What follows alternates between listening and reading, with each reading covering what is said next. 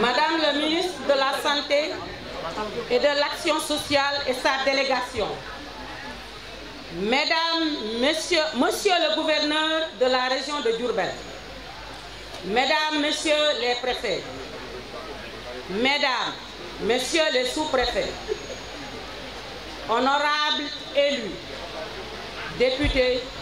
au Conseil des collectivités territoriales, au Conseil des CSE, Mesdames, Messieurs les maires, Monsieur le représentant de l'Organisation mondiale de la santé, Monsieur le directeur général de la santé, Monsieur Bernard Bédouin, Mesdames, Messieurs les chefs de service, à vos rangs, grades et titres, chers partenaires techniques et financiers, distinguées autorités religieuses et coutumières, chers Badjenougok, chères sages-femmes, chers invités. Permettez-moi tout d'abord de rendre grâce au Tout-Puissant qui m'a permis d'être présente à cette cérémonie sur instruction de Monsieur le maire Malik Fall, qui, empêché, m'a demandé de le représenter à cette cérémonie de clôture de la campagne d'Octobre Rose ici à Diourbel. Je voudrais, et de manière solennelle, et au nom du maire, souhaiter la bienvenue au ministre et à sa délégation, ainsi qu'à tous les invités qui ont effectué le déplacement. La remercier pour le choix porté sur Diourbel pour abriter cette activité. Octobre Rose, une campagne annuelle de communication dont l'objectif est de sensibiliser sur cette maladie dangereuse et sournoise, briseuse d'espoir, qu'est le cancer du sein et du col de l'utérus, qui fait des ravages au sein de notre société en général et surtout en particulier chez les femmes. Les chiffres font froid dans le dos. Octobre Rose, c'est une synergie d'action focus d'un mois menée par les agents de la santé, les médias, les acteurs communautaires, les organisations communautaires de base, les Badjanougok, bref, l'ensemble des personnes qui s'activent autour de la santé de la mère et de la famille, dont la finalité est d'installer chez la femme le réflexe de l'autopalpation mammaire et le réflexe de se rendre régulièrement dans les structures de santé pour des séances de dépistage. Cela permettra une prise en charge précoce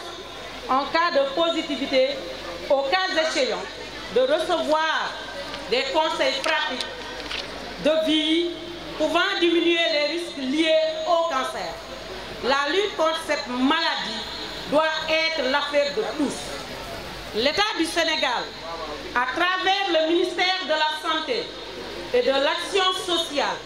ne ménage aucun effort pour lutter contre ce fléau. En effet, une enveloppe d'1 milliard de francs CFA a été dégagée pour subventionner la chimiothérapie. Madame la ministre vient de doter de l'hôpital Ndouchlouké d'un appareil de mammographie de dernière génération. Mais également, Madame le ministre vient également de doter de l'hôpital de matériel neuf pour le service de néonatologie d'une valeur de plus de 300 millions. Et cerise sur le gâteau,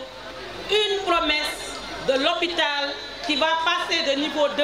à un niveau 3. Donc pour cela, merci beaucoup à Madame le ministre, merci infiniment. La population de Diourbel vous remercie infiniment pour ce geste noble et qui prouve encore une fois de plus votre engagement pour une bonne santé de la population diourbelloise. Madame la ministre, je ne saurais terminer. Je l'avais déjà inscrit dans mon discours mais ce que j'ai vu quand même au niveau de l'hôpital et le discours que vous avez tenu m'a rassuré. Mais néanmoins, comme le dit l'adage, la répétition, elle est pédagogique. Madame le ministre, je ne saurais terminer mes propos sans pour autant faire le plaidoyer encore une fois de plus pour ma région.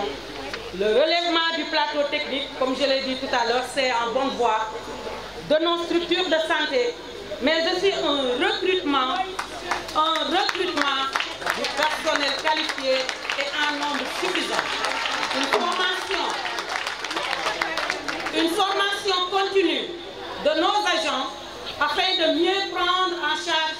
les questions de la santé publique, des maladies de santé publique, des maladies dites émergentes en général, mais surtout de booster le cancer. Sur ces propos, donc je vous remercie de votre aimable attention. Parce que bés bi dafay bésu sensibilisation ñuy waxtaan ak suñu yaay yi suñu jarbaat yi ak suñu soxna yi ndax bés bi ñoom lañ ko jagleel. Madame le ministre ak sa délégation yëpp, monsieur le gouverneur ak préfet yi nga àndal, monsieur les chefs de services régionaux yi nekk, notable yi ci dëkk bi, ñi fi toogal kilifa diine yi, ñoom ñëpp maa ngi leen di jox seen wàccuwaay. di wax nag ci kàddu président du conseil départemental bu Diourbel monsieur Khadim Gueye bu yebal ma fii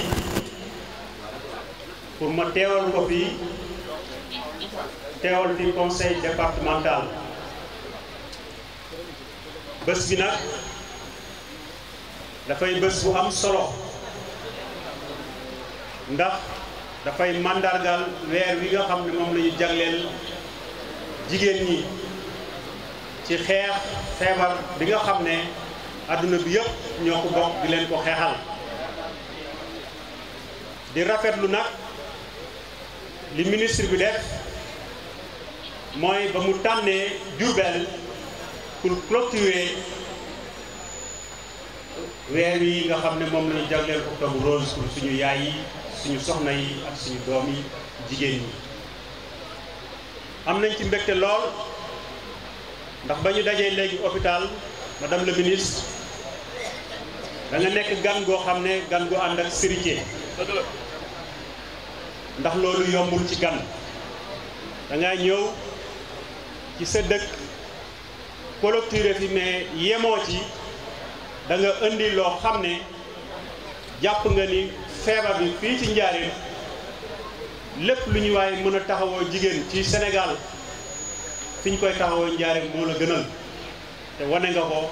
ndax li nga indi ci matériel ci hôpital bi am nañ ci mbégte lool. ñun nag waa conseil départemental bu Diourbel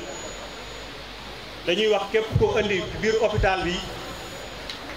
ndimbal ñun nga ko defal ndax umpulewu leen nii conseil départemental bu Diourbel réalisé na fi SAU boo xam ne mën naa wax ni néew na hôpital yi ci Njaaréem ci Sénégal yu ko am. mooy bu ngeen feebaree bu ngeen demee hôpital fi ñu leen di accueillir loolu conseil départemental bu Diourbel moo ko réalisé. baax nañu xam ko ndax suñu taxawaay ci wàllu santé ak ci wàllu éducation président Khadim Gueye amu ci lu mu ci wàññi. ba mu defee nag ci wàllu coopération bi nga xam ne ñu ngi koy doxal xam naa ci weeru néew ci voyage am yi mu def promettre na indil équipement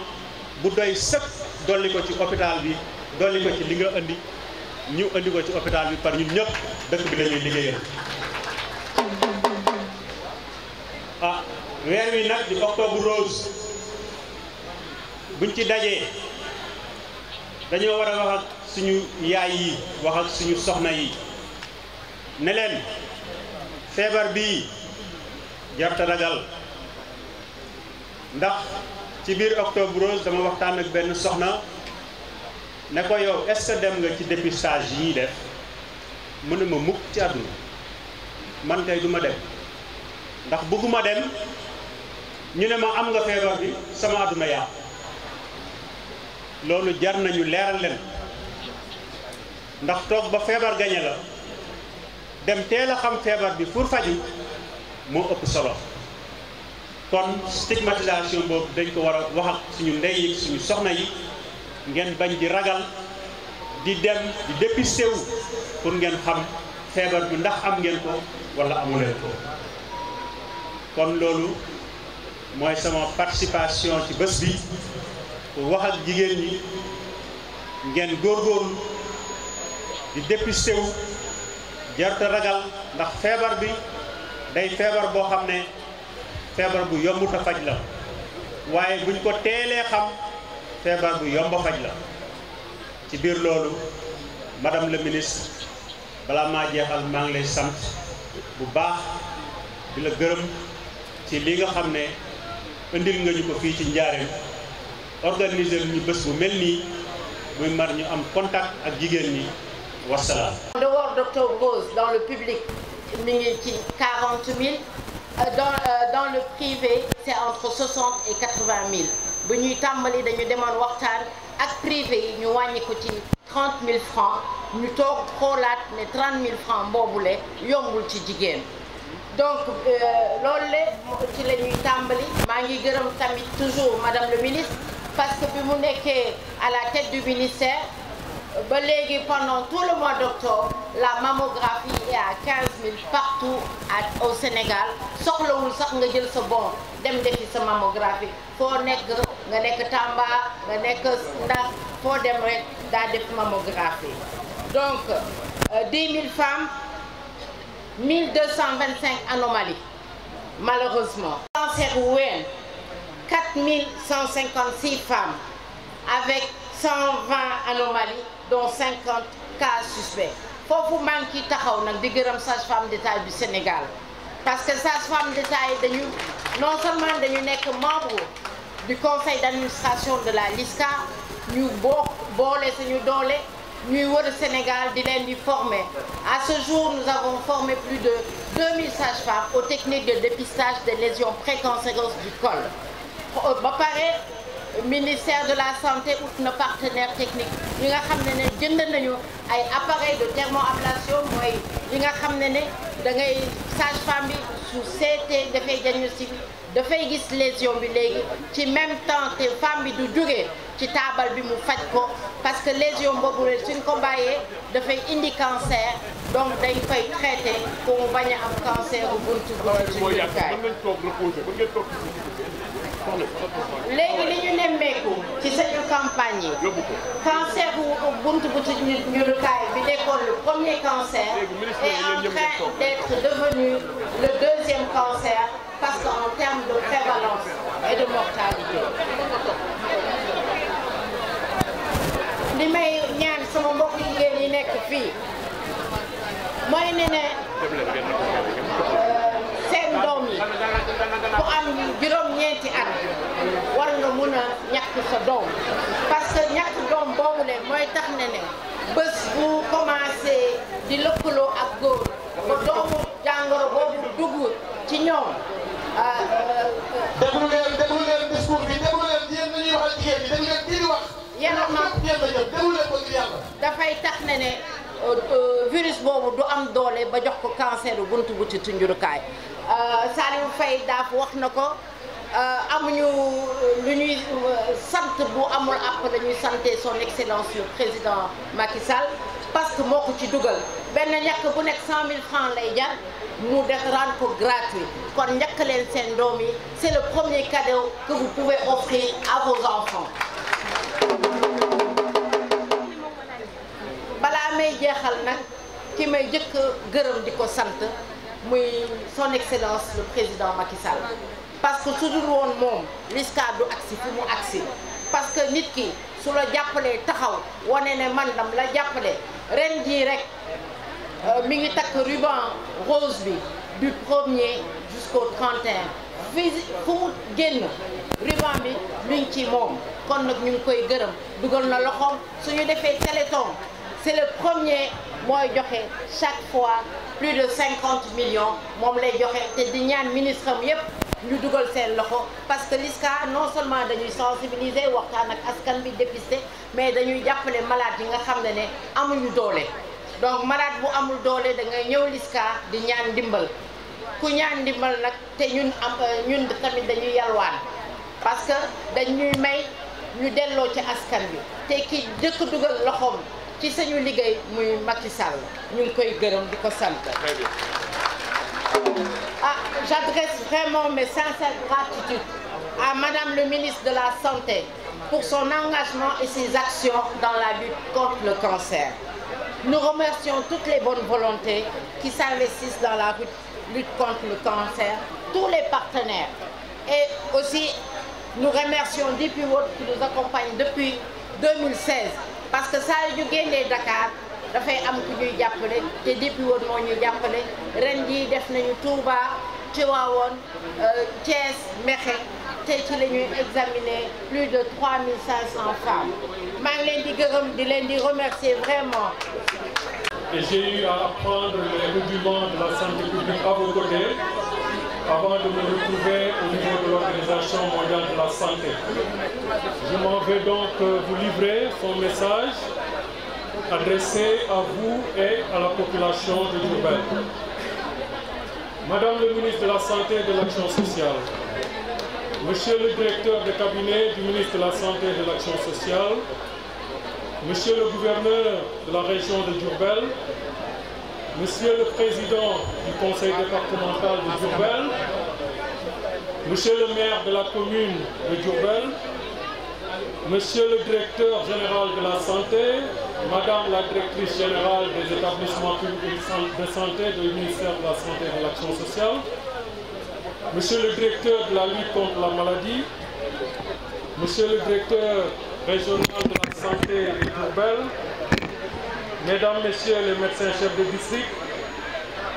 Mesdames, Messieurs les représentants des organismes de coopération bilatérale et multilatérale, honorables autorités religieuses et coutumières, Mesdames, Messieurs, en vos rangs et qualités, chers invités. Madame le ministre, c'est avec un grand plaisir que je me retrouve aujourd'hui à vos côtés pour procéder à la clôture de la campagne Octobre Rose de sensibilisation, de dépistage et de plaidoyer, déroulée tout le long du mois d'octobre pour renforcer la lutte contre le cancer du sein. Je voudrais donc, avant toute chose, vous remercier d'avoir bien voulu m'associer à cette importante manifestation. Madame le ministre, comme vous le savez, le cancer du sein représente près de 12% de tous les cas de cancer à l'échelle mondiale et est devenu la forme de cancer la plus diagnostiquée dans le monde et la principale cause de décès par cancer chez les femmes. En 2020, on a recensé 2,3 millions de femmes atteintes de cancer du sein et 685 000 décès par cancer du sein dans le monde. Sur 183 pays, le cancer du sein est le cancer le plus fréquent chez les femmes, dans 158 pays, soit 86%, et la principale cause de décès par cancer chez les femmes dans 107 pays. Il s'agit donc de la première ou de la deuxième cause de décès par cancer chez les femmes dans 173 pays sur les 183, ce qui montre qu'aucun gouvernement ne peut ignorer le cancer du sein s'il a l'intention de lutter contre le cancer en tant que grave problème de santé publique dans son pays. La lutte contre le cancer du sein à l'échelle mondiale est une question d'équité entre les genres et de droits humains. Les femmes jouent un rôle central dans la société. En les protégeant contre le cancer du sein, on protège également leur famille, leur communauté et l'économie dans son ensemble. Le fardeau des décès évitables par cancer du sein touche de manière disproportionnée les pays à revenus faibles ou intermédiaires, où plus de 70% des décès par cancer du sein sont prématurés, survenant chez des personnes de moins de 70 ans. C'est pour cette raison que pour fournir des orientations stratégiques et garantir une coordination visant à réduire la mortalité mondiale par cancer du sein dans les pays à revenus faibles et intermédiaires, l'Organisation mondiale de la santé a créé l'Initiative mondiale contre le cancer du sein en 2021. L'objectif de cette initiative est de formuler des recommandations fondées sur des données probantes permettant d'adopter une approche progressive de la mise en œuvre d'interventions axées sur l'amélioration de la détection précoce, du diagnostic, du traitement et des services de soins. Pour la mise en œuvre de cette initiative, le bureau OMS de Dakar apporte constamment son appui technique, financier et logistique à la lutte contre le cancer au Sénégal. Ainsi, pour rappel, l'organisation a permis au ministère de mettre en œuvre un projet pilote de dépistage, traitement de lésions précancéreuses du col de l'utérus dans 3 districts du Sénégal, Bambey, Diourbel et Mbacké. Ce projet a permis l'achat et la dotation des structures de 1200 kits de diagnostic test HPV, la formation de 90 sages-femmes et 3 techniciens de laboratoire sur le dépistage du cancer du col, l'orientation de 200 membres et de 10 organisations communautaires de base sur le dépistage du cancer du col de l'utérus pour appuyer les activités de sensibilisation et d'orientation des femmes vers les structures de soins. En outre, et pour terminer sur ça, en février 2023, nous avons soutenu la campagne de dépistage des lésions précancéreuses du cancer du col de l'utérus en marge de la Journée internationale de la femme dans le district de Mbour. La présente campagne a participé donc à la mise en œuvre d'un des piliers de la réduction de la mortalité par cancer du sein, qui est la promotion de la santé pour la détection précoce, qui doit être associée aux autres piliers que sont le diagnostic rapide de la zone mammaire et la prise en charge globale du cancer du sein. Il me plaît donc de saluer les efforts consentis ces dernières années par le gouvernement du Sénégal pour améliorer la décentralisation de la lutte contre le cancer des femmes avec la mise en œuvre d'un paquet d'activités basées sur la formation des prestataires, l'augmentation des unités de dépistage et de traitement et la création de la demande par information et sensibilisation des populations. Madame le ministre, les politiques de santé sont trop fragiles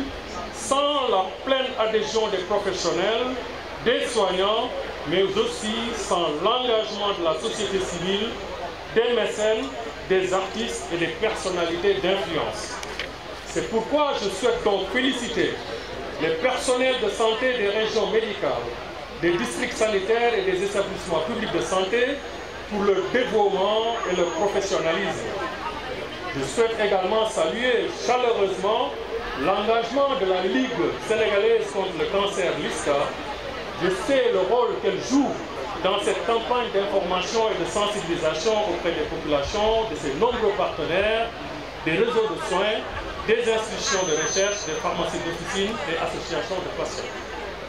L'OMS encourage le gouvernement à poursuivre les efforts pour le renforcement des mesures pour l'élimination du cancer du sein et des autres cancers gynécologiques par l'amélioration de l'accès des femmes et groupes vulnérables aux innovations technologiques de dépistage et de traitement. Pour terminer, je tiens à remercier et à encourager tous les partenaires techniques et financiers qui appuient les efforts du Sénégal dans la lutte contre le cancer. J'appelle les autres partenaires à nous rejoindre dans ce combat salvateur pour le droit à la vie. Je vous remercie de votre aimable attention.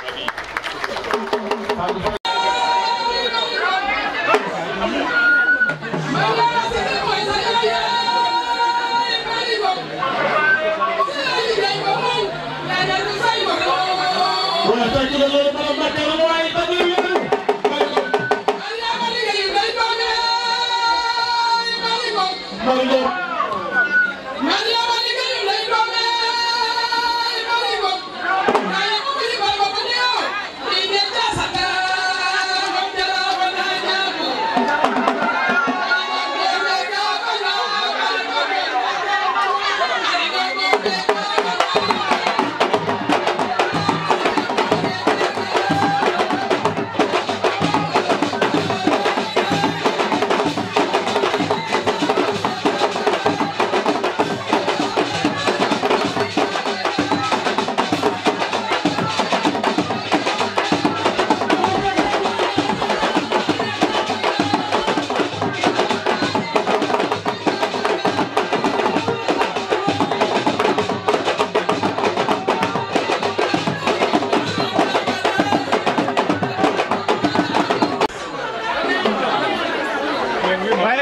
waaw Saliou Faye Daaf Saliou Faye ñoo déggoon leen seetee Moussa Ndiaye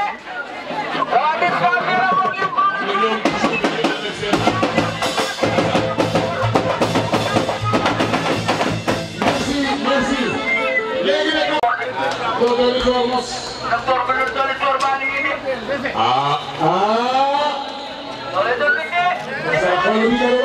Ils sont inspirés.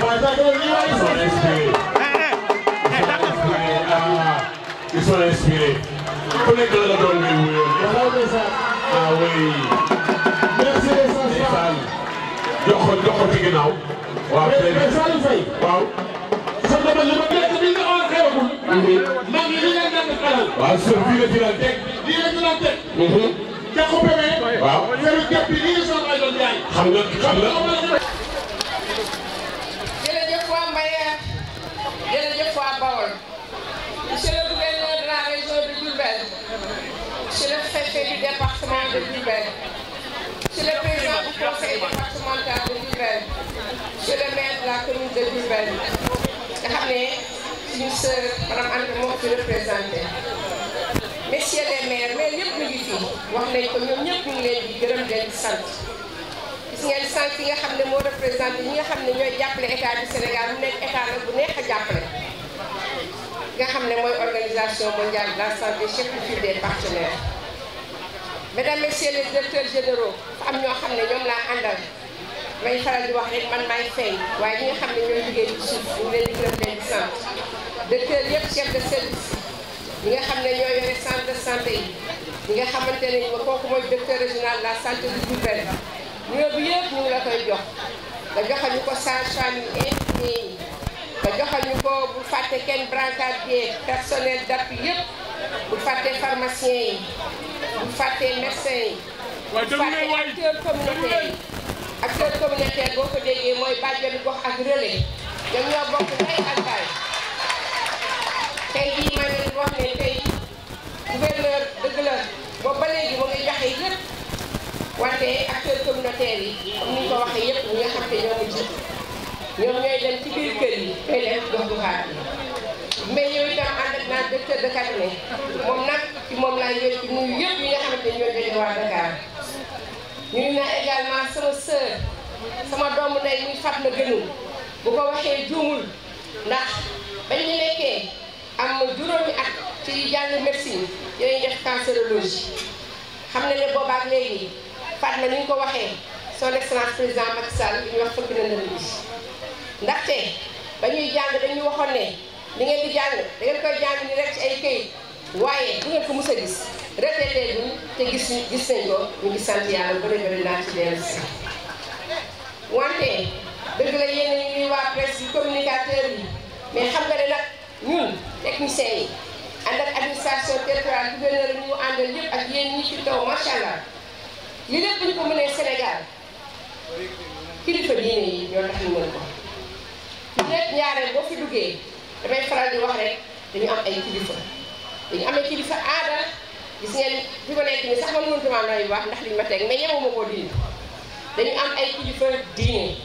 kilifa diine yi fonk ñu lool kilifa aada yi fonk ñu ndax gis ngeen ni mu tàngee gis ngeen ni mu méttee 9h ba léegi ñu ngi fi maa leen di gërëm dañ sant waa kër sama papa sëñ Moustapha Lakram gis naa leen délégation bi gàtt la waa kër sëñ Fallou waa kër sëñ Mahfous waa kër Soxna Daba waa kër sëñ Mbay Sarr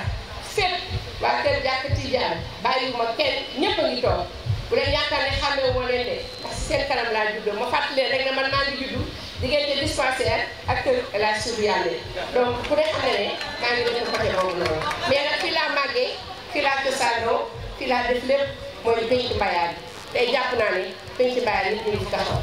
Bawol nag dafa am lu mu bindoo wax naa kilifa diine yi nga xamante ne ñoom ñoo nekk ci wàllu islam mais gis ngeen le curé tey le dimanche bi ñu dugg Diourbel mu ngi def messe mais mi ngi taxaw ànd ak ñoom Christelle ànd ak ñëpp ñi nga xamante ne ñooy femme de développement yi nga xam ne ñoom ñoo fenn foofu waaye itam mu am loo xamante ne dafa daw sama yaram mooy personne âgée yi tonton Moussa Diaw jël naa lépp teg ko ci sa loxo ndax tonton Moussa Diaw du toog lundi ba samedi te woowu ma te nemmeewu ma ko te kat moom sama papa ak sama yaay ñoo ko digaale woon munoon na wax ne man xale laa bu ma ko oo du ma oo jërëjëf tonton Moussa te su ma waxee ne tonton Moussa daf may oo day ànd ak ñi nga xamante ne ñoom lay toogal ca grand place ba maa ngi leen di gërëm leen di sant waa HLM nag aw ma seen fay ndax dama bokk seen daayira te wane ngeen ko tey man nag xam nga dafa fan fu ne bokk naa daayira bokk naa mouvement de jeunesse bokk naa du nekk man daal man maay assisté rek bi ñuy wax rek fu nekk laay dem ñëpp laay déglu loolu yaakaar naa loolu mooy Sénégal loolu mooy ci sànni Sénégal ñu leen ci gërëm di leen di sant waaye nag HLM yéen nag moomu leen ma dama fay jóge nag sëy fi ñuy wax kër sëñ Ndeye Sarr sëy kër bu mag sama boro yi maa leen di sant vraiment di leen gërëm leen di sant ndax xam naa ne foofu neexuloon kon ni Sadi Faye wax rek dellu si naa HLM nag neex na trop waaye bàyyi leen ma rek ak waa kër sëñ Ndeye Sarr ak waa kër bu mag bu loolu weesoo du ma dellu si waat ci li nga xam ne wax nañ ko ci statistique gis nga fu ñu doon xaale 10 000 femmes presque ay junni jigéen pour ñu ñëw wax nañ ko jigéen dañ doon ragal ñëw mais gis ngeen ne léegi dañuy ñëw te gis ngeen ñëw bi ni mu amee solo parce que soo ñëwee dañ la gis nañ gis yoo xam ne mu ngi soog a door te bu boobaa dañ koy faj ci faj yoo xam ne du cher doo ci sonn doo ci am benn problème donc maa ngi ñaaxal même octobre si su passé ngeen ko ne tamit dem ci sage-femme yi sage-femme yi nag bala naa leen loxo mais bu leen foog ne yéen rek laa bala loxo ndax xam naa ne am nañu leen dooleel mooy infirmier chef de poste yi infirmier chef de poste yi maa ngi gërëm leen di sant parce que lii boo gisee ma ne ñuy dem Diourbel dama gis seen programme dama gis ne mboolem tund Diourbel gis naa association des sages-femmes et des infirmiers dem fa ma ne comme samedi ak dimanche lay tombé te gis naa ne clinique Kotaan lañ koy ooyee suñu mag Kotaan ñu ngi lay gërëm di la sant man Kotaan suñu mag Kotaan dama foogoon ne Bawol la dëkk tellement que daf ñu adopté woon mais sama papa ne ma Kotaan dëkkul Bawol de dafa baaxoon rek mais ñëw Bawol nag mbayaat gën a baaxaat ñu ngi koy gërëm di ko sant et à travers vous tous les infirmiers chefs de poste pour ne pas dire tous les paramédicaux ñu ngi lay gërëm di la sant di ñaan yàlla si taxawaay gën a yàgg. cancer bi nag li ma ciy wax rek du bëri ndax ñëpp wax nañ ko Fatma Gënul wax na ko wax naa ko Sadi Faye daal wax na ko Samba Awa communicateur bi suñ ko waxee rek xamal ne bal bi tàkk na loolu am na solo trop mais li may mën a wax mooy li waa ARCOS wax léegi fagaru mooy lan mooy ñàkku mooy lan mooy di ci waxtaane mooy lan mooy teel a jóg mooy dépistage précoce parce que nag heure bu ngeen mënti ñëw bu ngeen ñëwee dem fekk ci garab yi ndax gis ngeen li ñu wàcce hôpital Diourbel te li ñu wàcce hôpital Diourbel wàcce nañ ko Kédougou wàcce nañ ko Tamba wàcce nañ ko Sédhiou wàcce nañ ko Kolda wàcce nañ ko Kaffrine wàcce nañ ko Ziguinchor barki dem moo jaay ñu ngi woon Kaolack ci weer bi ñu ngi woon Fatick jóge nañ Thiès tey nag waa Bawol la ayee dugal nañ ci 300 millions boole ko mammographie jigéenu Diourbel dootu leen gën a Diourbel fii ngeen di toog ngeen fa jox fi loolu nag bu amee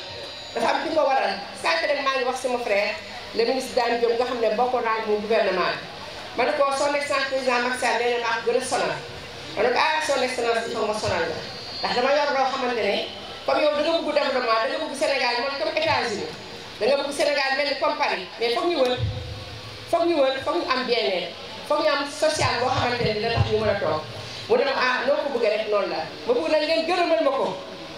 ngeen santal ma ko parce que son excellence Macky Sall am na sax ñu foog ne damaa bokkoon ak moom classe waxatuma dama bokkoon ñoom table déedéet man maa ngi jàng beneen école mu jàng beneen école mais ubbeeku bi mu am si man ak ni mu ubbee kanamam ubbeeku ba nga xamante ne man ñeme naa ko laaj ko lépp loo xamante ne sax léeg-léeg kenn du ko ñemee laaj loolu nag bu ma ko munee wax dëgg yàlla moom may kanamam loolu ngeen gërëm ko sant ko yéen waa Diourbel te ni ñu ko waxee léegi rek waa Diourbel mun nañ ne tuuti di xuloo di xeex mais bu ñu bi jotee rek dañuy ñib si train yooyu ñuy indi xam naa ne comme chemin de fer yaa ngi ñëwaat ñun ñëpp dañu ñib si su neexee yàlla ànd nekk benn gis ngeen ministre Dame Diop mu ngi fii sama rak sa si man rek di madame Fatou Diagne tey dafa nekk commission assemblée man talaata lay jàll gis nga sama frère le maire Malick Diop ñu santaan rek son excellence le président la bi ndax jox na ko commission léegi député la maire la mais am na commission loolu jara sant la mais Fatou Diagne li sama sœur également gis nga ne borom këram dagg na li mu doon def mais nekk aussi kilifa ci dëkk bi fii si Bambey mooy leen fii si Bambey mon frère Moustapha bi maa ngi gërëm de maa ngi gërëm également beneen doomu dëkk bi muy beneen rakk boo xam ne également dafa sës si man rek muy docteur Ndeye Maguette Ndiaye maa ngi koy gërëm di ko sant ndax bu dul benn du ñaar yónni naa ko fii Diourbel mu demal ma comme ni ko Sall Faye daal waxee rek fi ma toog ñëpp mën nañu faa toog xanaa dañ ma wet rek dañ ma may cër maa ngi gërëm ñëpp di sant ñëpp su loolu weesoo maa ngi wax leen mooy ne sama sœur Fatou la gënal bu tiitee bul tiit parce que dañu son excellence Macky Sall est-ce que nañ ko amaat kay Sall Faye daal yaa ngi noonu di ànd ak Amadou Ba monsieur le premier ministre Amadou Ba man mënuma leen tey mais boo demee nga ne ko waa Diourbel lañ koy xaar. jeex na waxal ko waa Diourbel ñu koy xaar bu ñëwee ne indaale santé. jeex na waa Diourbel ñu koy xaar parce que hôpital Diourbel dama ko bëgg a def niveau 3 parce que mën nañ ko hôpital bi yaatu na hôpital bi am na ay spécialisation na yokk nit ñi hôpital Diourbel 2024 nag jàpp nañu ne hôpital bi niveau 3 fekk boog yeneen hôpitaux yi nga xam ne ñoo ngi Touba. te hôpital également centre de santé bi nga xamante ne moo nekk Bambey wax nañ ko balaa may nekk ministre de la santé day nekk EPS niveau 1. waa Mbacke fàtte mu leen loolu yëpp benn programme la boo xam ne ma ne sëñ Saliou bind ko boo demee day si noonu nga ne notre candidat monsieur Amadou Ba ñu ngi koy xaar Diourbel ci lu yàggul dara te mu ñëwee ni indaale santé. tànk leen loolu. également Diourbel wax nañ ko léegi du ma si dellu parce que discours bi dama koy joxe amul lu ñu siy wax chimiothérapie ku nekk xam ne amu fi woon léegi c'est gratuit pour les cancers gynécologiques mooy cancer du sein et du col de l'utérus kenn ci fay dara chimiothérapie wax nañu également ci yeneen cancer yi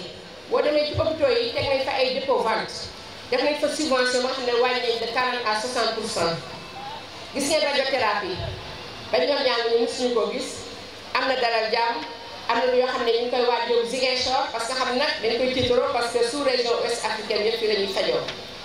am na dëkk yu bëri yoo xam ne fii la ñuy fajoo xëy na nag ñu léeg-léeg ñu xeeb bi suñu dëkk def mais dañu war a doole war mais gis nga radiothérapie kan moo xalaatoon leen ne egg si Sénégal egg si Dakar ba ñëw Touba Mbacké kenn musu koo xalaat li may wax dama ko vivre parce que depuis 82